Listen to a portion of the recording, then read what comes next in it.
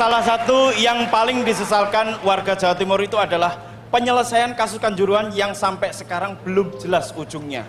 Jadi guys, saat itu guys, korbannya sampai mencapai 135 orang yang udah meninggal guys. Kemudian 500 orang luka-luka guys ya. Gimana Nis?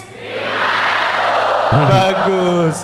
Hai guys, jumpa lagi di Bang Jaka Channel. Kali ini seru banget guys. Karena pertanyaan kali ini guys mengungkit tentang kasus Kanjuruhan yang belum pernah selesai sampai sekarang guys. Kita nggak tahu gimana ujungnya guys. Yuk langsung aja kita nonton bareng-bareng. Ini pertanyaan terakhir dan singkat saja Pak. Teman-teman tadi juga sudah melihat bahwa tentang kasus Kanjuruhan.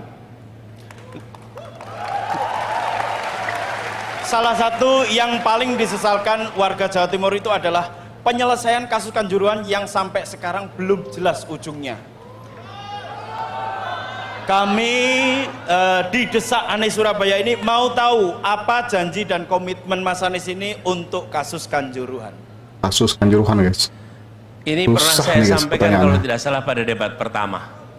Betul ya?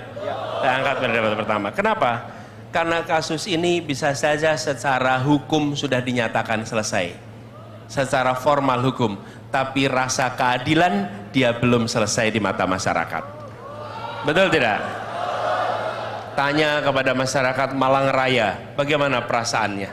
Tanya kepada keluarga-keluarga yang kehilangan anak-anaknya, kehilangan saudaranya, belum selesai.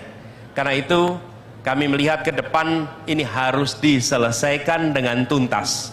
4 hal. 1, harus menguak apa yang sesungguhnya terjadi. Tanpa kita tahu apa yang sesungguhnya terjadi, bagi semua pihak tidak ada perasaan selesai. Closure hanya muncul kalau ada exposure yang lengkap. Yang kedua, siapa yang bertanggung jawab, orang yang bersalah tidak boleh melenggang, tidak diberikan hukuman. Semua harus mendapatkan sanksi setimpal dengan tanggung jawabnya.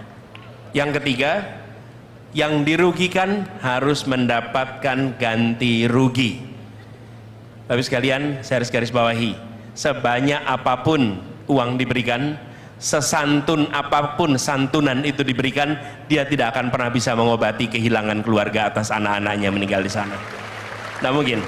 Tapi ketika itu diberikan, paling tidak dia membantu mengurangi beban. Dan yang keempat, komitmen. Jangan pernah peristiwa seperti ini berulang. 4 itu. Kerjakan 4 itu, rasanya kita akan punya closure, dan sesudah itu kita ambil hikmahnya supaya poin keempat terlaksana. Jangan pernah terjadi lagi peristiwa seperti itu. Gitu jawabnya. Oke, tepuk tangan untuk Mas Anies Baswedan. Kanjuruhan guys. Nah, ini jawabannya menyala sekali dari tadi Mas Anies. Minta maaf. Menyala abahku. Ya, ini apa namanya, gini, saya ini hanya menyerap energi yang ada dalam ruangan ini. Saya mantulin aja, karena yang ada di ruangan ini luar biasa, di bawah juga. Dan rasanya kalau seperti ini Indonesia akan menyala terang di masa depan. Amin. Ya.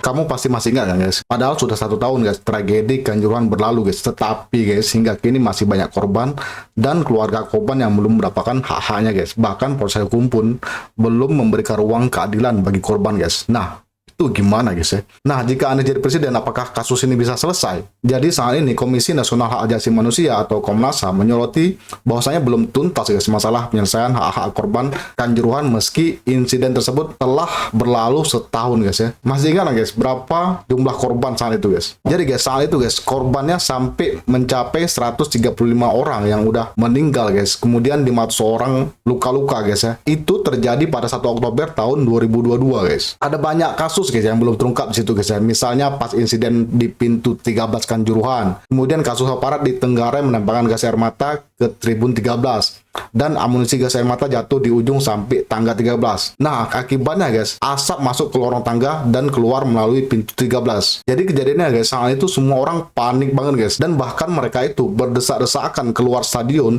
dengan kondisi mata mereka perih guys. kulit mereka panas dan dada mereka sesak guys. Nah inilah yang membuat penumbukan massa di pintu 13 Kanjuruhan guys. Jadi guys banyak orang di situ guys terjepit, terjatuh, terinjak-injak, pingsan, bahkan ada juga guys yang meninggal dunia. Makanya host ini mendesak gimana jika Anies jadi presiden, apakah dia akan menyelesaikan kasus ini guys. Nah bagaimana menurut pendapat kamu guys? Silahkan berikan tanggapan, sanggahan, opini dan kritik di kolom komentar.